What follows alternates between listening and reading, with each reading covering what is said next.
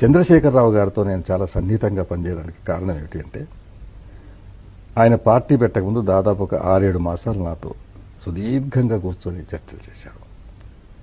తెలంగాణ సమస్య పుట్టుపూర్వోత్తరాలు అనుకున్నాడు, అనేక విషయాలు క్షుణ్ణంగా అధ్యయనం చేశాడు. నాకు అనిపించి ఒక స్టూడెంట్ మాదిరి గంటల తరబడి కూర్చొని, రోజుతో కూర్చొని. అయితే ఆయన తెలుసుకునే పద్ధతిని నన్ను ఆకర్షించింది.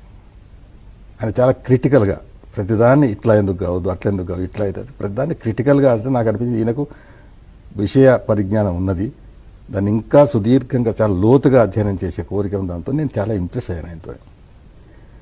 ఈనాటికి కూడా నా అనుభవంలో, నా అభిప్రాయంలో, ఒక రాజకీయ క్షేత్రం నుంచి వచ్చిన వ్యక్తికి, ఒక నాయకునికి తెలంగాణ సమస్యల పట్ల ఆయనకున్నంత అవగాహన చాలా తక్కువ మందికి ఉంది. రెండవది, అవగాహన సరిపోదు. ఆ విషయాన్ని ప్రజల్లోకి, ప్రజల భాషలో, ప్రజల నుడికారంలో తీసుకుపోయినటువంటి ఏకైక నాయకుడు నా దృష్టిలో. కనుక ఆ స్పందన వచ్చింది.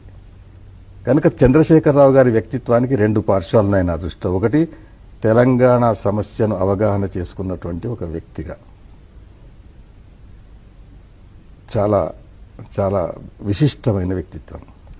రెండవ పార్శ్వం రాజకీయ నాయకునిగా, సమకాలీన రాజకీయాలలో రాజకీయ నాయకులు ఎట్లా ఉండాలో అట్లాగే ఉన్నాడు ఆయన. అంతకు భిన్నంగా ఉంటే